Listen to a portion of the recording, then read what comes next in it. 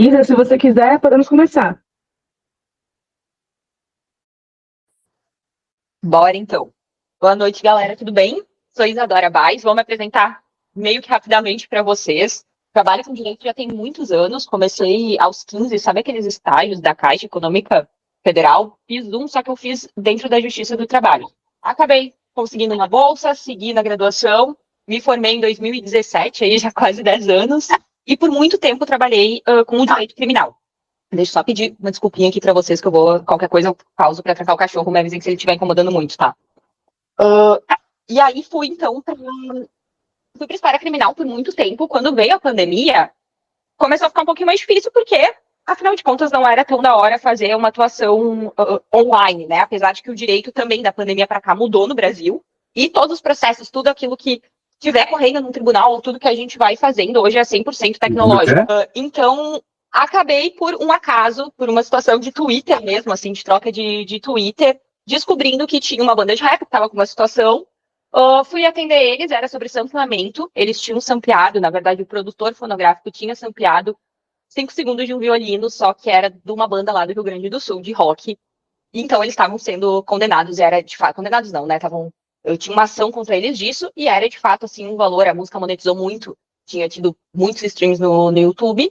Então eles teriam que pagar um retroativo que estava beirando entre 200 e 500 mil. Dinheiro que eles já não tinham mais, porque tinham reinvestido na carreira, né? Foi a primeira música que deu certo. Dali pra frente, a minha vida meio que virou isso por completo, direito autoral, que é o meu convite para hoje é isso, que vocês conheçam essa matéria, que ela é muito, muito, muito querida para mim. E aí comecei a pesquisar essa questão do sampleamento, de tentar entender o que estava rolando e o que podia ser feito pela insegurança mesmo, né? A gente está ali produzindo um som, apesar de ter sido feito um acordo pela lei, eles perderiam em todas as hipóteses, porque de fato eles não pediram autorização.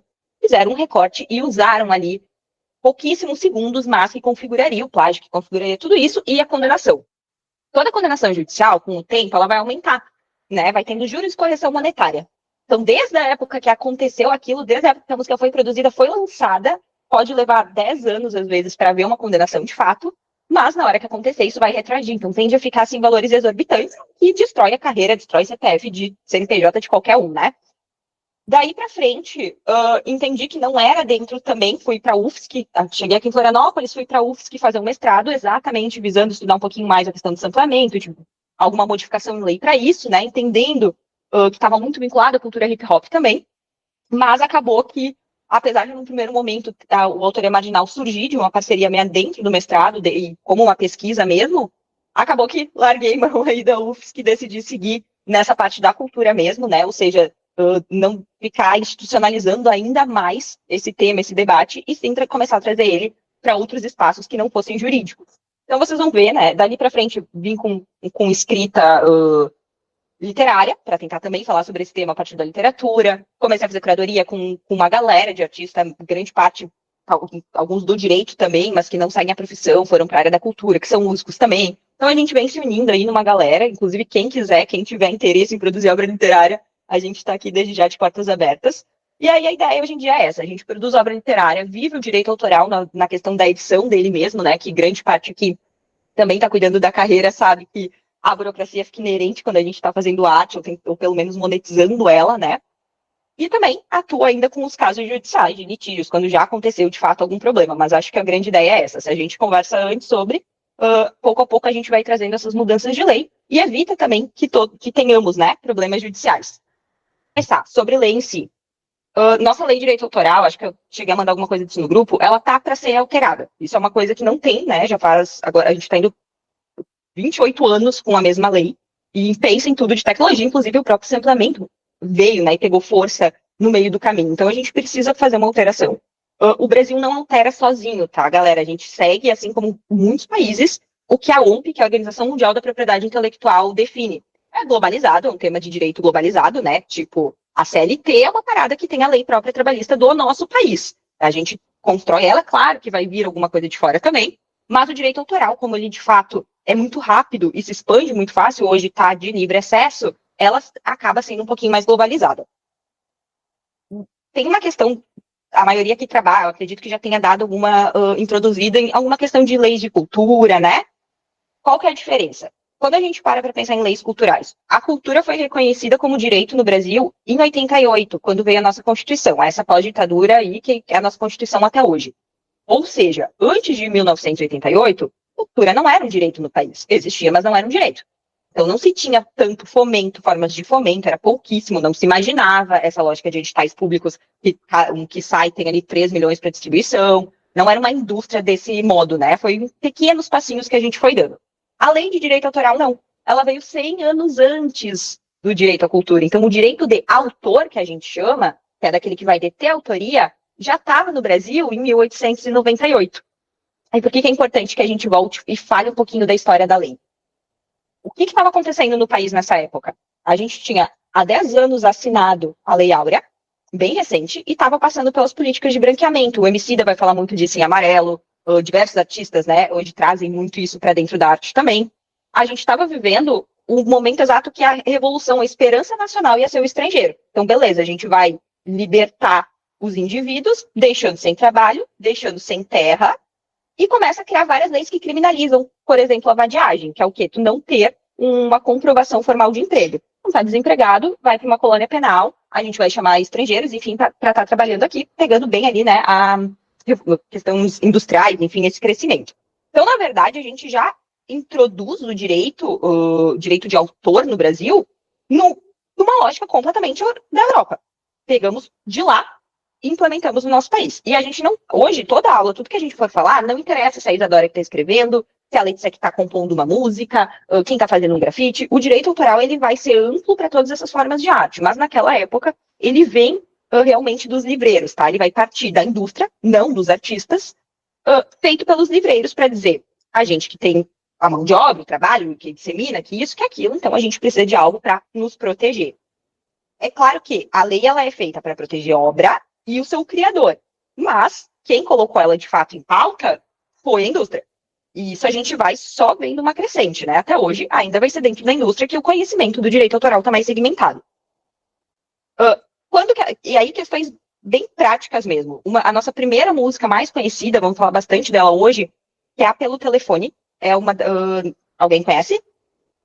Um samba, a primeira música registrada no Brasil por pessoas pretas. Por uma pessoa preta, na verdade. Que foi o Donga. Hoje é uma das músicas mais ouvidas porque é uma marchinha de carnaval. Ela teve um registro em 1916 e foi criada dentro da casa da tia Ciata. E também ela, enfim, é uma pessoa absolutamente importante na nossa história, principalmente do Rio de Janeiro, né, vinculada à pequena África brasileira, recebia muita gente na casa dela. Ela ajudou a compor. Ela não está no registro oficial, mas foi dado um passo muito importante nessa época, só que já 30 anos depois do que a gente estava falando de ter chegado a lei de direito autoral. Então a gente foi afastando capoeira, o samba propriamente, sempre houve a própria questão da apropriação, né, da indústria e dessas práticas de política de branqueamento que foi criando-se um afastamento. Seguindo, a gente vai tendo algumas alterações ao longo do tempo, sim, até que chegaremos nessa lei aí de 98 que a gente vai falar hoje. Que vem 10 anos depois da Constituição Federal, ali pós a ditadura, mas que tá, a sua base, quando a gente falar de autoria agora, que vai chegar na questão do sampleamento, tudo isso, a base dela, ela não vai diferenciar daquela lá de 1800. Então a gente tem um gap de 100 anos, agora bem mais, né, 136 anos praticamente, e a gente está carregando a mesma base europeia, que eu já vou explicar, que é o formato individualizado de genialidade. Isso é a base da lei, gente. Já vai ficar um pouquinho mais concreto, tá? Mas só para a gente entender realmente a formatação inicial dela. Beleza, a gente vai evoluindo, vai falar da chegada do hip hop. Vou sempre trazer para vocês muito exemplo do hip hop, tá? Para fazer essas conexões. A gente vai falar dessa chegada do hip hop, que dá um grande abraço dentro da cultura, que vai trazer esse movimento da cultura muito forte para o país, que vai mudar a Constituição. O direito de autor também estava lá na Constituição, aí agora essa última. 10 aninhos depois, é feita uma nova lei, já se pensando que a gente estava indo para uma sociedade globalizada e não só tecnológica.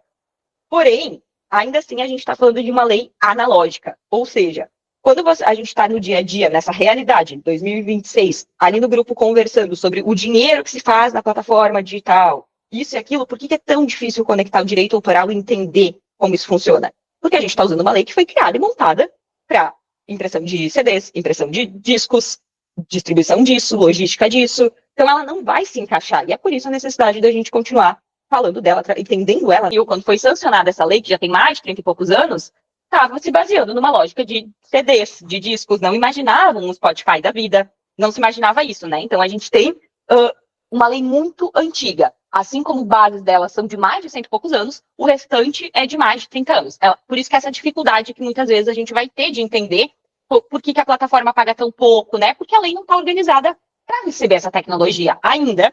E mas porque agora... eles são safados também. Desculpa. Também. Não queria deixar passar. Continua sendo indústria. Continua sendo. Quem está determinando, de fato, a história.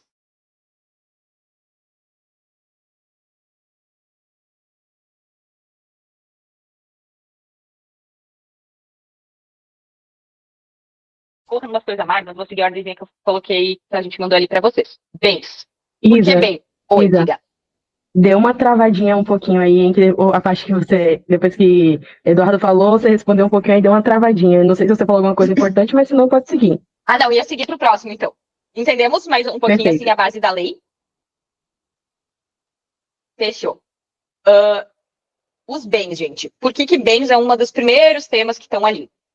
Bens, quando a gente fala carro, casa, coisas concretas, né? Que a gente vai e compra e adquire. E desde já vamos falar bastante de morte, que hoje tá.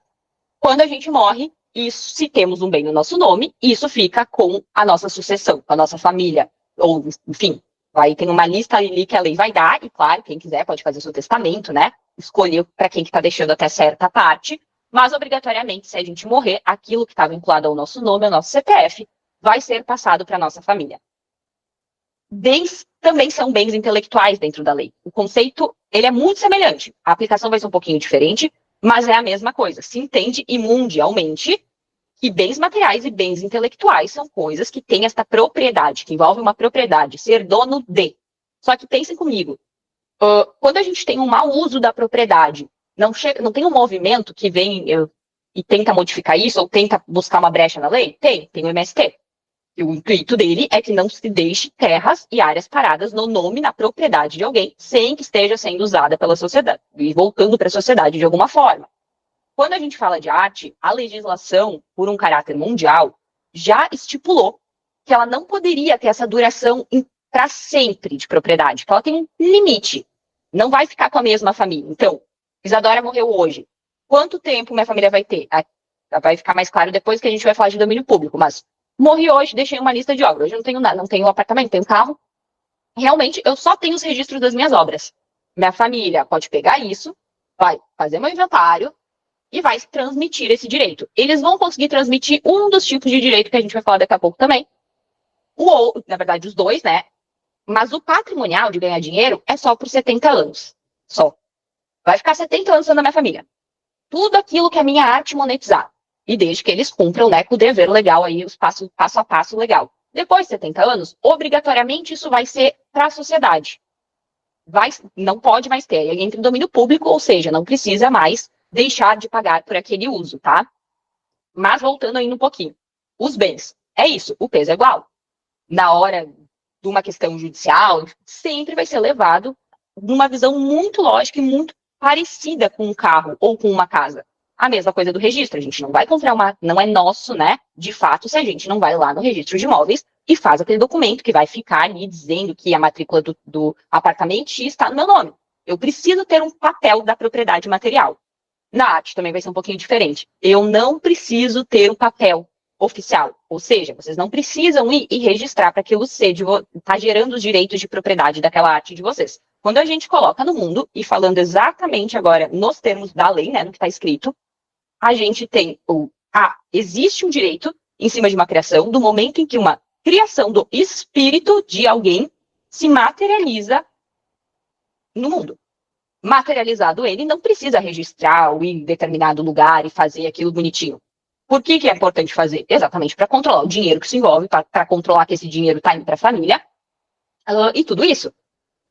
E isso aqui é a autoria. Então, ao mesmo tempo, não é o direito moral, tá? É o direito de autor ainda. A gente está falando, então, o bem é um olhar geral. O que é o peso para a lei? O que é o peso para o juízo? O que é o peso no contrato, nas decisões das empresas, né? São dentro de óticas de aquilo é um bem valorável e tudo mais. E que todo mundo quer ficar com sua parte, porque se, inclusive, eu deixei com uma editora um contrato, ele não necessariamente vai se extinguir quando eu morrer. Pode ser que minha família tenha que continuar pagando para a editora aquela parte que eu combinei em vida por determinado tempo. Tudo vai depender sempre ali do contrato. Entendido que é o bem, a autoria, que é essa parte aqui do que está na lei. Quando um espírito cria algo, a gente tem a autoria, a gente tem a propriedade. Aquele criador passa a ser o proprietário, tem o direito de autor daquela criação.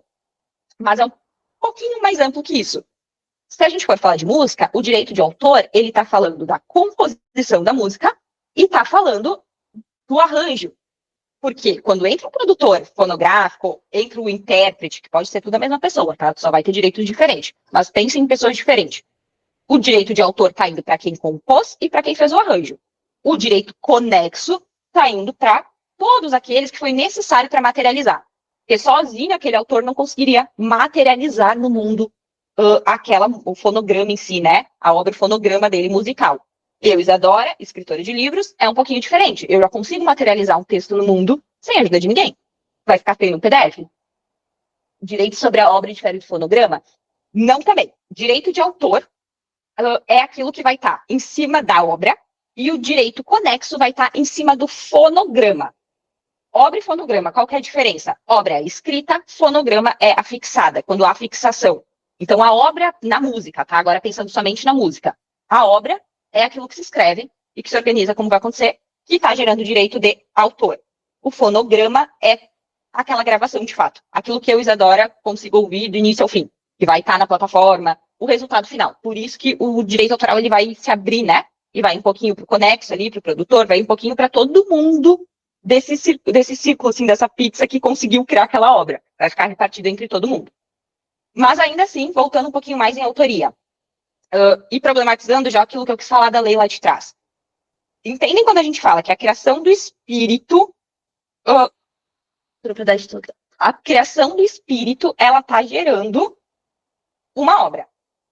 E é aqui que a lei fica um pouquinho mais complicada, porque ela está dizendo o quê? Que isso é numa forma individual de criação. É um gênio criador, é uma pessoa só que tem aquela capacidade de criar. Então a gente vai afastando um pouquinho obras que são criadas de forma coletiva, o direito não fica tão encaixado com elas, tá? Então, para explicar realmente a nossa lei, é muito mais sobre algo que é feito de forma individual. E aí a gente vai só puxar esses ganchinhos, vai puxar essa galera que foi ajudando, ou eventualmente com o autor, se a gente sentou e produziu junto. Mas, de novo, precisa ter registro para estar valendo direito? Ou da hora que eu terminei e coloquei aquilo, posso nem ter disponibilizado. Nem tá na mão de vocês. Terminei hoje. Preciso registrar o meu. Não precisa. Agora, e se eu fiz como coautora de alguém e a gente tem um problema? Briga. Se desentende. É muito importante que eu tenha um registro.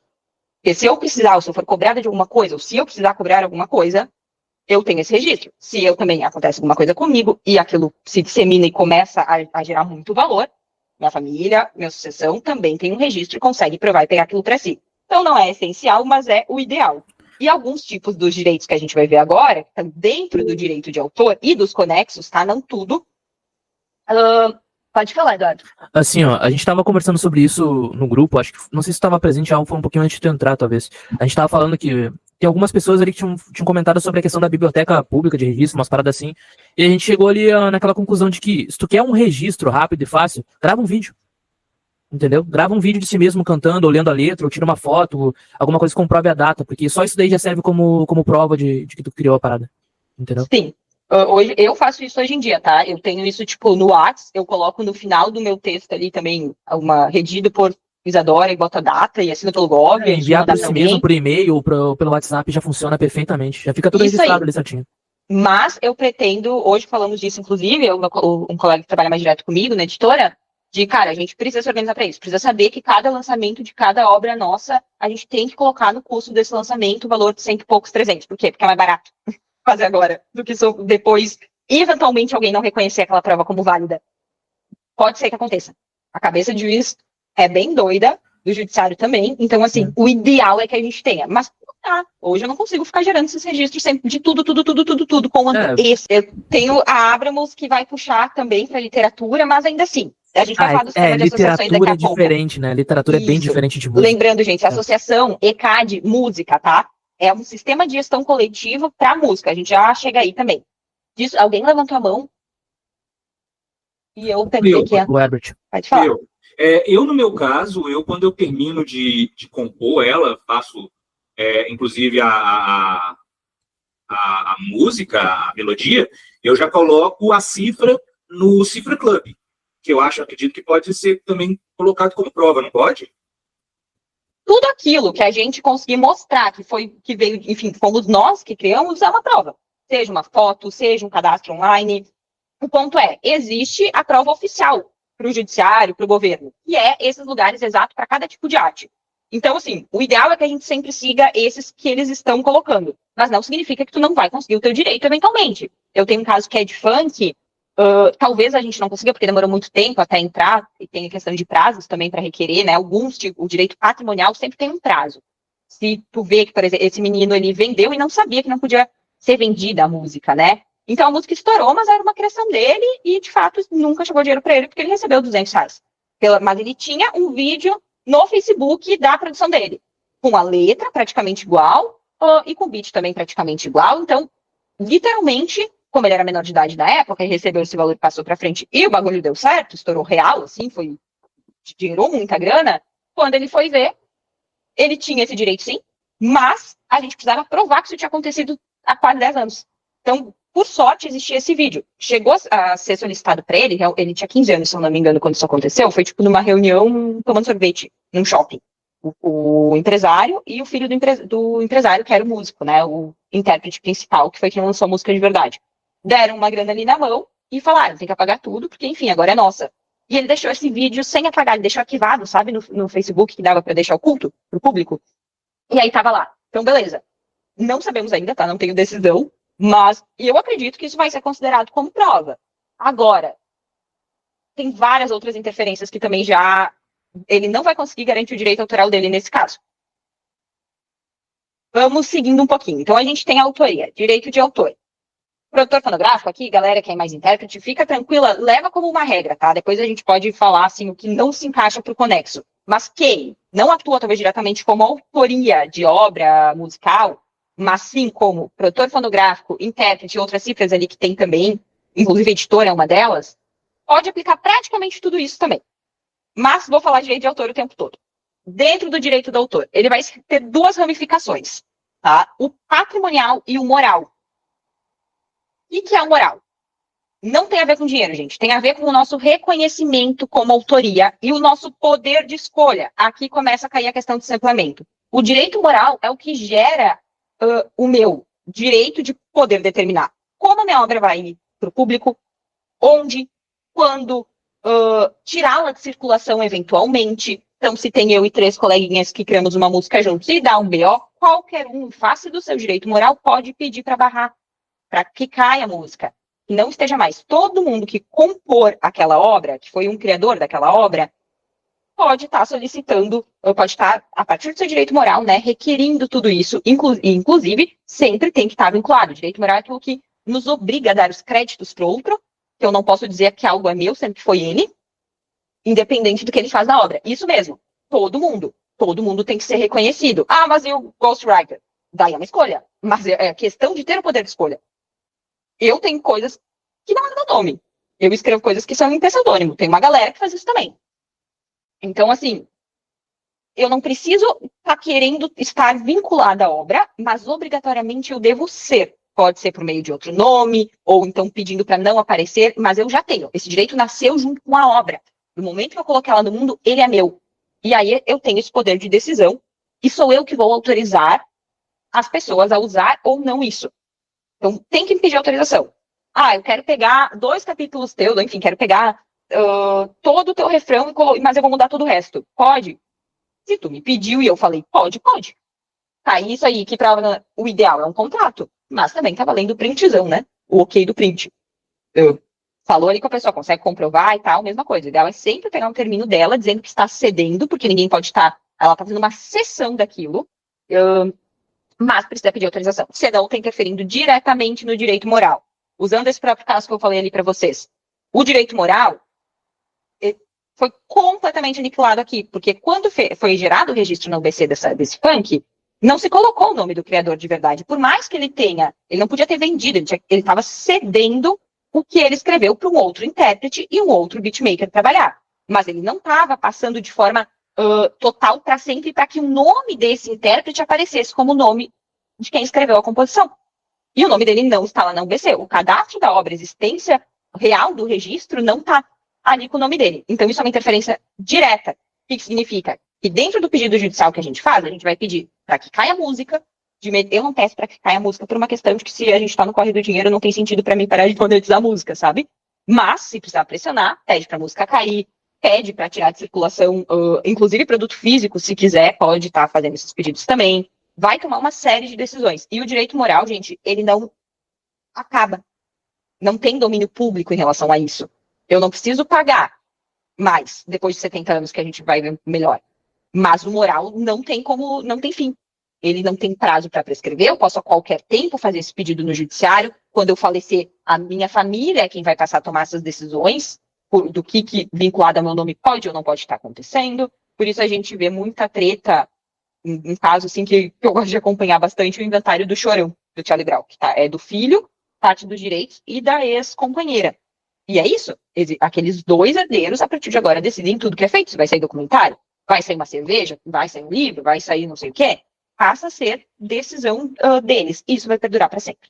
E a gente não pode sair pegando a música de Chorão e fingindo que é nossa. A gente pode usar, daqui 70, ele morreu em 2013, em 83, 84, a gente pode começar a usar sem pedir para o filho e para a companheira. Antes disso, não. Agora, 70 anos, a partir da morte. E detalhe, da morte do último autor, tá? Então, na verdade, nem vai ser em 83. Porque não foi todo mundo que participou de determinado fonograma ali. E vai estar... Esse prazo vai ter que esperar todo mundo falecer. E daí, do último autor, quando existe a coautoria, é que passa a valer os 70 anos. Questões práticas. Para quem está produzindo muito, né? Pegar trechos, a ideia que a gente sempre pega de domínio público. E eu uso muito... A gente tenta usar sempre... telas de arte como a capa dos livros e das produções aqui. Tipo, não tá evitando o máximo design gráfico.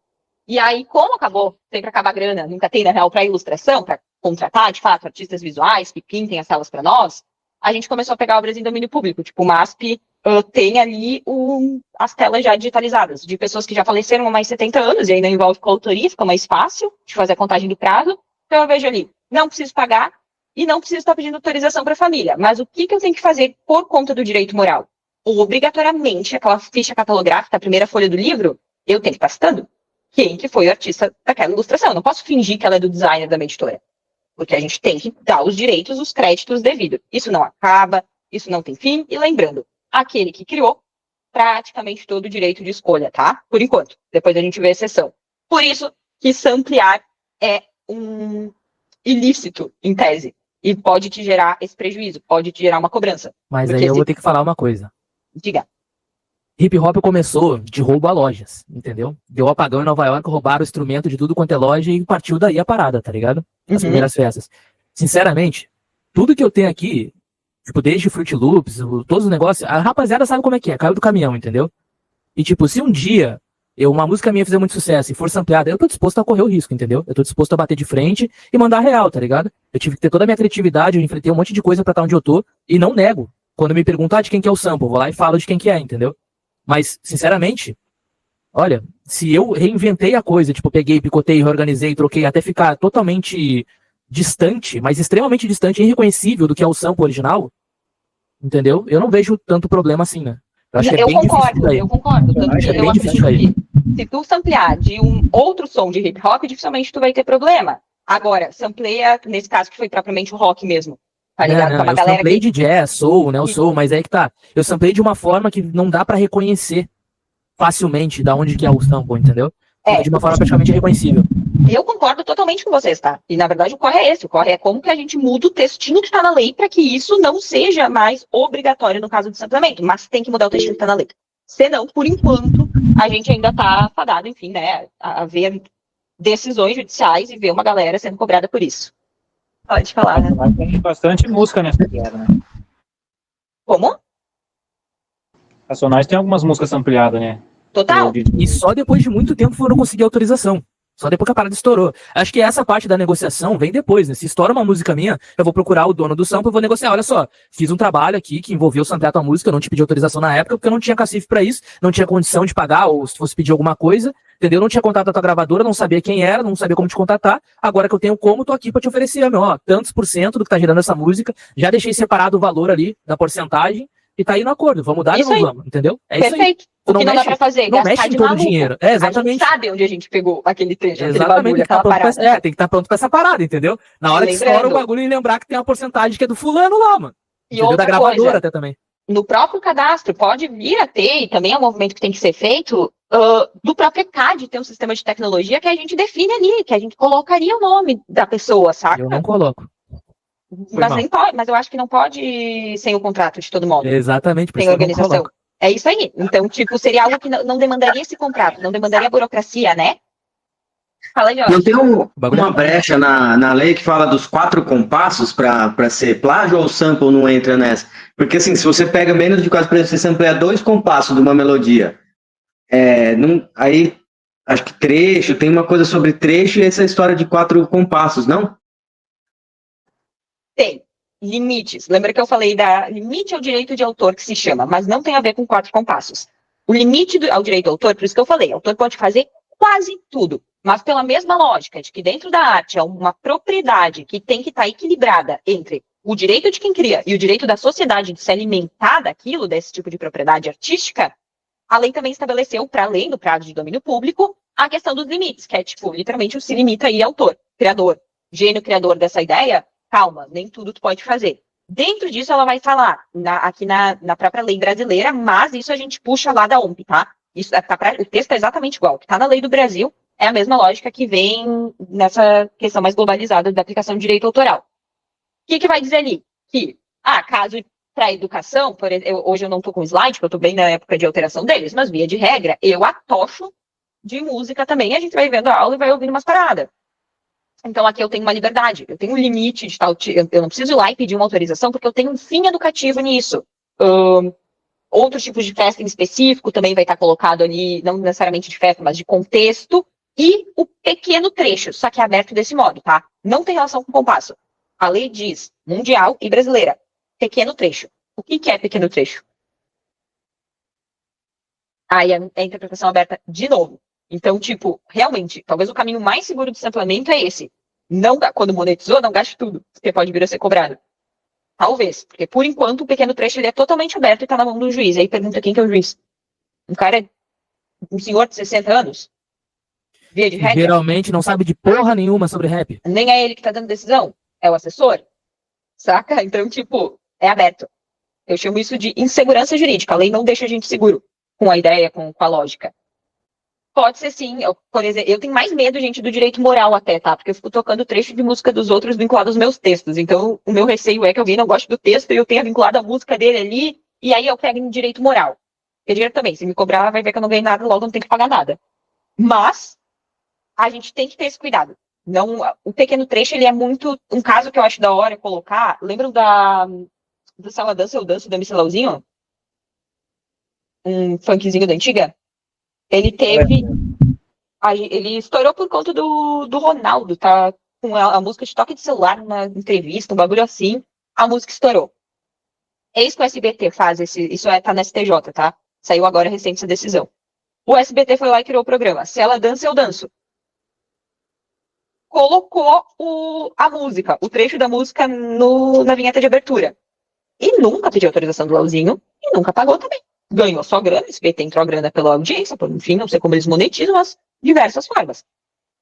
Quem ouvia fazia uma interpretação direta com a obra do Lauzinho. Então ele deveria estar ganhando, correto? Mas nunca foi pago. Ele ingressou com a ação e foi uma ação que vai mudar, tá? A gente tem 3 graus. Primeira coisa, vai entrar na cidade, vai entrar na tua cidade com uma ação, alguém entra, né? São Paulo são meu, não curti, tu não pediu autorização. Vou entrar da minha cidade, que vai te mandar uma cartinha aí pra tua, e é o juiz aqui de Florianópolis que vai decidir. Não gostei da sentença do juiz. Ele não concordou comigo, te deu causa, disse que era um pequeno trecho. Eu acho que não. Eu posso recorrer pro tribunal. No meu caso também é aqui em Florianópolis, né? Mas é na capital. Sempre na capital. Se eu não gostar do que falar o desembargador, e eu puder, porque aí tem uns limites, eu vou lá para STJ. O STJ analisa de novo para mim. E aí são os ministros que estão lá que vão decidir. Muito raro, dependendo do caso, vai para o STF também. Mas, via de regra, a gente tem 3 chances de ouvir uma decisão, uma condenação diferente, né? Para um lado ou para o outro. E normalmente tem recurso, porque quem está insatisfeito vai recorrer. Então, no primeiro momento, eles entenderam, no Tribunal do Rio de Janeiro, os desembargadores entenderam que era um trecho que não podia vincular o Leozinho, porque existem muitos filmes na gringa que também se chamam Se Ela Dança, Eu Danço. Enfim, colocou sobre essa ótica e disse que o Leozinho não teria direito nenhum a receber. O SBT, no caso, estava se valendo do pequeno trecho que a lei indica. E estava tudo bem ter recebido seus milhões. Quando vai para a STJ mudou 100% o entendimento. Para mim, é um dos mais lindos que a gente tem recentes, assim. E disse negativo. Num contexto brasileiro, Se Ela Dança, Eu Danço, se sabe que é do Leozinho. Dentro do Brasil, isso é uma história, faz parte de uma história cultural do nosso país. Colocou nesse lugar a música, colocou o funk num lugar que a gente via acontecer com o MPB, com outras vertentes, né? Que a música marginal não era considerada, não era vista assim. O STJ entendeu esse modo e condenou o SBT a pagar, indenizar o Leozinho em tantos por cento. Aí vai os cálculos e tudo, e desde a época do programa, né? Então, ele tem um valor aí, agora está na fase que ele vai receber esse valor, porque de fato ele conseguiu comprovar e fazer cair exatamente a questão do pequeno trecho. E aí que entra, né? O pequeno trecho é bom para quem leva o pequeno trecho. Enfim, tem sempre os dois lados e os dois pesos, sabe? Vai ter situações e situações. Aqui a gente está falando da grande indústria versus um artista que foi praticamente independente, né? Que viveu um cenário mais de artista independente e que, inclusive, não se consagrou como um grande nome, né? Como outros que a gente tem. Mas, enfim, é sempre aberto desse modo. Vai ser sempre tema para a gente debater. Então, a gente teria que tentar trazer algo um pouco mais consistente para o sampleamento. Que seja aceito, né? Que seja entendido. Não sei como minha cabeça não raciocina a questão da produção musical. Compasso, para mim, é muito difícil de entender também, sabe? O que seria o compasso em si, se daria para trazer pelo compasso. Assim, uma maneira fácil de explicar, tá ligado? O que é um compasso de 4 tempos? 1, 2, 3, 4. 1, 2, 3, 4. A velocidade que eu tô contando é o BPM, é o batimento por minuto, entendeu? O compasso é a quantidade de contagens, entendeu? Já o BPM é a velocidade que tu conta esses compassos. É fácil de entender dessa forma. Então, digamos que se eu pegar um compasso de uma música, seria... Bota pra tocar qualquer música aí, conta dentro da velocidade da música. 1, 2, 3, 4. Tu vai perceber o tamanho do pedaço da música que tu tá pegando. Entendeu? Isso às vezes pode ser que seja tanto quanto 3 segundos ou 5 segundos, dependendo se a música for mais lenta, pode ser que seja até 8 segundos, 10 segundos, entendeu? Se for um compasso 4x4, tá? Que daí são 4 marcações dentro de 4 compassos, né? Tá. Entendi, só que é isso que eu também acho foda. Será que isso aqui resolveria? Será que a gente... É difícil pra mim, e daí, de novo, esse juiz que eu falo, né, esse desembargador, o direito autoral, gente, não existe não existe nem matéria. Nunca ouvi falar disso na faculdade. Acho que fica fácil de mostrar quando tu mostra uma imagem num quadro, entendeu? Se tu tiver como mostrar numa imagem ou em vídeo para um juiz, fica fácil dele entender. Mas isso não garante que ele vai entender da melhor forma, entendeu? Tipo, e é isso, a ideia é que a gente fácil da opinião do juiz. Que já esteja da lei, né? de explicar o seguinte, imagina que uma música tem 3 minutos. Pô, tô pegando 5 segundos de uma música de 3 minutos para inventar uma música nova. Em termos de proporção, é um pedaço muito pequeno, meu. Entendeu?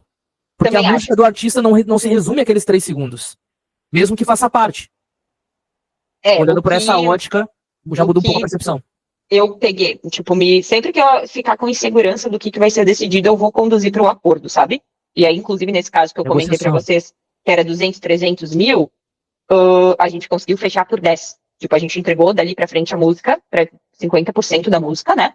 E ficou muito pequeno, porque o grupo todo de rap, ele tinha 6 integrantes. Então, e assim, dentre eles, os manos ficaram putos, e inclusive se separaram do produtor fonográfico, tá? Eles entenderam que foi uma mancada do produtor não ter falado disso pra eles, que tinha pego. Só que, de fato, assim, gente, eles traiu, não mudou nada.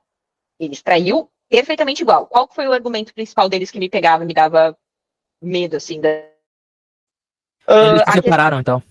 Isso, a questão que me pegou, de deixar com medo e falar, porra, vamos fazer acordo, porque se a decisão vier vai ser muito caro, era o fato de que a produção lá do rock, dos anos 70, se eu não me engano, era a banda TNT, desculpa, os Cascaveletes, não sei se alguém lembra do Eu Estou Amando uma Mulher. Essa música foi produzida, esse violino, foi contratado no estúdio, foi o tempo criativo que aquele artista usou naquela época, o dinheiro que ele colocou, tudo isso. E o menino não modificou, o produtor fonográfico não trouxe nenhuma alteração. É o que eu falei ali nos copia e comentários, cola. ali, ó, que ele simplesmente lupou um corte, entendeu? Aí pediu pra se ferrar. E outra coisa, alguém que produz também? Alguém que é produtor musical? Só dá um salve aí. Eu produzo também. Então vou dar a morta aqui, ó. Não pega sample brasileiro. Não pega sample brasileiro. E pra quem é artista e gosta de pegar beat da internet tudo e tal, pra cantar e gravar e tudo e tal, não pega de beat de brasileiro, entendeu? Não pega coisa nacional.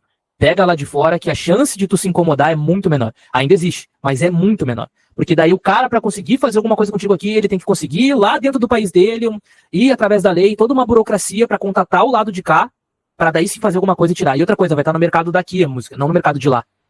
A não ser que a coisa cresça de uma maneira exponencial. Daí sim tu tem que estar já, como foi dito antes, né? Com a tua graninha ali separada, a partezinha separada de quem é dono do sample, né? Que tu utilizou. Porque, né? Tem que pagar. É isso. E a questão de também pode ser que tenha que alterar ali, botar o nome da pessoa na música, né? Pode ter várias. Exatamente. Mas aí voltamos então para isso. Entendemos que a autoria, vamos mais ainda. Entendemos a importância da gente falar da lei entre tempo passado, presente e futuro. Entendemos a importância de autor de bem, né? Dela ver ela como um bem intelectual, de fato, o mesmo peso que vai ter nossos bens materiais. Então, cada vez agora que vocês concluírem a arte de vocês, eu me vejo entrando numa concessionária e saindo com carro zero, sério mesmo. Que não vale nada ainda, mas que se valer, cara, pra mim é o mesmo peso. Tipo, o que eu não compro, não tem como comprar de bens materiais, o meu tempo eu dedico a criar os intelectuais, sabe? A fazer disso também uma forma aí de, em algum momento, realmente fazer a monetização acontecer. O meu direito moral, então, está garantido também. Eu tenho autoria, né, desde o momento em que eu concluí aquilo, o organismo é para vir ali, eu faço o registro devido. Falando para música, só para a gente setar legal, é isso mesmo, a gente já vai entrar mais nas associações, mas o registro, via de regra, vai ser feito com a tua associação. Tenho minha autoria, tenho meu direito moral, que vem dessa minha autoria, vai vir dela, e é para que eu detenha o poder de autorizar ou não autorizar, ou te mandar tirar, ou te cobrar, e aí que entra a questão. Falamos aqui de reconhecimento, direito moral. Tomada de decisão sobre onde está minha obra. Além do direito moral, ramifica, né? É direito de autor, ele se ramifica em moral e em patrimonial, que agora é a hora da grana. Agora acabou a parte do só ser reconhecido por aquilo. Aqui a gente entra em dinheiro, claro, tudo isso que a gente estava falando, né? Do medo do preju, é porque na ação do uso indevido, por exemplo, de um sampleamento, eu vou estar pedindo tanto dano moral, reconhecimento dele, e os efeitos dele, então onde que vai se alterar, o que tem que mudar, o que eu quero, se eu quero que saia do ar, se eu não quero, e o patrimonial, que é onde eu vou pedir um levantamento de tudo aquilo. Isa, vai saber tudo que ganhou? Cara, é muito difícil. Eu não consigo descobrir tudo que malandro lucrou com uma música. Ainda mais quando é uma questão de 9 anos. Como tem alguns casos, né, que a gente pega a situação, já correu ali muitos anos. Ele fez grana em show, ele fez grana em muitos lugares. Então não tem exatamente como a gente saber 1001%. Todo mundo teria que estar dentro do sistema de direito autoral, de fato, para isso estar sendo bem registrado, mas não é assim. Então a gente vai fazer o que normalmente? Vai solicitar os relatórios das plataformas digitais, vai solicitar os relatórios do ECAD também, para entender o quanto que monetizou do direito de execução pública. E aqui, direito de execução pública é uma ramificação, mas do direito patrimonial. A execução pública é uma das formas. Direito patrimonial é royalties, é execução pública, onde tem grana, não mais a matéria ali do reconhecimento, das tomadas de decisão. Aqui a gente está falando de dinheiro, que também vai ter o poder de decisão de dizer o quanto aquele outro está levando da tua música, que, de novo, não pode ser vendida, apenas cedida. Por quê? Porque o direito moral não pode se afastar do autor da obra. Então, eu não posso te vender aquilo como um todo. Mas a gente vende, compra beat. Tá, beleza, mas não poderia. Pela lei. Pode falar. Só pra somar nessa parada aí, muita gente confunde, tá? Vários artistas confundem. Estou comprando um beat, tá? Eles acham que, tipo assim, o beat é meu agora. Não. É o que ela acabou de falar, entendeu? O que a Isadora acabou de falar. O beat é sempre do beatmaker. Sempre. Entendeu? Pra sempre vai ser dele. Isso aí. Só que o que é vendido é a licença de uso. Agora, prestem atenção sempre no tipo de licença que estão comprando.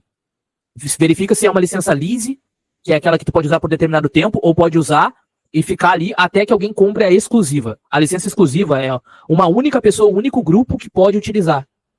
Entendeu? Mas ele ainda teria, tá? Pela lei, tu ainda poderia estar cobrando dele, por exemplo, se tu vendeu, tu vendeu com a licença exclusiva para mim. Ainda assim, quando eu for fazer o cadastro, eu deveria estar te acreditando certinho para tu receber o teu direito de execução pública. Exatamente. Se não for, pode entrar com processo e tudo mais, né? Isso aí, porque direito moral. É isso que eu coloco no contrato de licença de... Quando eu vendo um beat, eu coloco no contrato de licença de uso. Tanto exclusiva quanto lease. Eu tenho um produtor que ele arruma uns beats pra mim, só que assim, o contrato é exclusivo. Aí igual ele falou, ó, você comprou é seu. Ele tá errado. Ele tá errado, ele comprou é dele. Mesmo que tenha comprado a música dele, foi ele quem criou, se foi ele que criou, ele é dono. Só que o direito de usar é dele, entendeu? Então, mesmo o contrato sendo exclusivo, então não é meu. Não, presta atenção. Vamos supor assim, tu comprou um beat de mim, tá? É uma licença exclusiva. Cara, eu te vendi a licença exclusiva. Tu é o único detentor do direito de usar esse beat. Nem eu posso fazer uma música com esse beat, entendeu? Só que tu pode fazer, mas o beat é meu e o meu que ele, entendeu? Quando te perguntar esse beat, então não, o produtor quem fez, mas eu sou o único que pode utilizar, entendeu? E aí, esse direito patrimonial, ele é o que está envolvendo todo esse negócio. O patrimonial é toda vez que a gente está trocando ideia e tomando definições sobre o uso e a monetização dessa música. Mais do que o uso, a monetização dela, né? Para quem que vai ir, para quem que não vai. Então, eu vou ceder, licenciar ou ceder o meu direito patrimonial. Por exemplo, o que acontece? Vou voltar um pouquinho agora para a literatura. É muito difícil, gente, quando a gente pensa em literatura, eu consegui imprimir os livros. É caríssimo. A gente arrecadou 7 mil quando lançou a empresa, pegou a arrecadação pelo Benfeitoria. Tipo, o movimento de 60 dias, vamos ver o que acontece. A proposta era, tem um livro aqui em PDF, pedimos autorização para o Marechal, fizemos um vínculo lá, fizemos uma cagada gigante de direito autoral, sendo, né, um projeto aí com mais de, apesar de ser um lançamento da editora, envolvia aí um monte de instituição. A gente olhou na UBC, olhou no lugar oficial do registro. Não tinha, não estava registrada a música. Beleza, chamei o Marechal ali no WhatsApp, ele deu o ok. Nossa, tá autorizado, tocamos marcha. E usamos isso na capa. Na capa. De repente, no meio do rolê dos 60 dias da arrecadação, qual que era a proposta? O livro, crônicas, todos esses temas que a gente está falando aqui, tinha uma crônica e explicação jurídica logo depois. Quem doasse, botava a grana ali, recebia o PDF, e a gente, com essa grana arrecadada, vai imprimir e vai doar. Beleza. Conseguimos juntar 7 mil. Nisso me chamaram no meio desse curso aí da arrecadação, e falaram do Stal e do Luiz Café. O som não era só do Marechal. O som também era do Stal e do Luiz Café, como compositores, gente. Não é Luiz Café produtor. Só gente... Onde é que tava? Bem. Lá no Spotify. Mas o direito nasce quando? Quando a gente registra ou quando a gente cria? Quando cria. Se eles registraram, inclusive, que criaram juntos, quem é Isadora para não pedir autorização deles, entendeu? Era minha responsabilidade. O Marechal tem que mandar uma mensagem dizendo que eu autorizo, mas lembre, essa música foi composta com Mai. Não, né? É o meu trabalho. Eu que cheguei no rolê pedindo licença para fazer. Como é que a gente dá essa mancada? E tudo dentro da obra estava assim. O que aconteceu? Conflitos internos de decisão, né? Com que era do direito autoral também. Entenderam que a gente não deveria expor isso como um erro, deveria levar isso como o que a gente estava falando do intérprete Marechal. Negativo, gente. A gente pegou o trecho da música dos caras, colocou na capa, e metade das pessoas que doaram porque tinha uma referência ao Marechal, porque não sabiam purula de quem a gente era. Então, a gente estava se apropriando de algo que ele pensou primeiro, junto de outras duas pessoas, talvez lá na hora do vamos ver, de fato, foi só a cabeça dele, ou daqui a pouco foi a do Luiz Café. Mas o que interessa é o registro. E não precisa ser um registro na UBC, ou o ECAD não tem um espaço que deveria ter, né, para um registro de todas as obras. Mas não interessa, estava no Spotify. Era só abrir créditos e estava lá o nome de todo mundo. A gente errou. Beleza? Não Mas chegou o lance... dinheiro neste espaço. Agora, aquilo que gerou alta carga de tempo criativo, propriamente como traz a lei, e que tem um monte de gente envolvida, porque o livrinho bonitinho impresso não é só a escritora. A escritora é a primeira etapa dele. Tem que vir um mano que vai colocar ilustre, que vai diagramar, que vai colocar arte gráfica também. Tem muitas etapas para passar. Então é natural que precise ser vendido para todo mundo ganhar, ou assim, quando alguém traduz a mesma coisa, e é aqui que é o direito patrimonial. Inclusive, nesse caso, Isadora, por ser uma editora independente, né? Eu cedo para minha própria editora uma parte da. Então eu não ganho exatamente como artista. Por quê? Porque a minha ideia é que essa editora seja massa, seja super grande no amanhã. E aí não sou eu. Hoje já não sou eu ganho. O que é lucro dela não vai vir só para mim. A gente tem um pouquinho de lucro ainda, mas já eu divido isso com uma copropriedade de marca, né? Eu tenho um coproprietário de marca, que é quem coloca a mão de obra do design em cima, assim como eu coloco a parte jurídica. Então ele ganha. Se eu sou a escritora da obra, o direito total dela é meu. Quando eu lanço mão para minha editora, eu já faço um combinado com esse meu parceiro do quanto que é da editora. pelo trabalho que a editora, que é esse grande grupo de gente que está comigo fazendo. É o Esse mesmo grande... conceito que eu tenho aqui. Tu, artista, criador, está cedendo parte do teu direito autoral para a empresa. Sim, Produtora, editora, está fazendo uma sessão disso.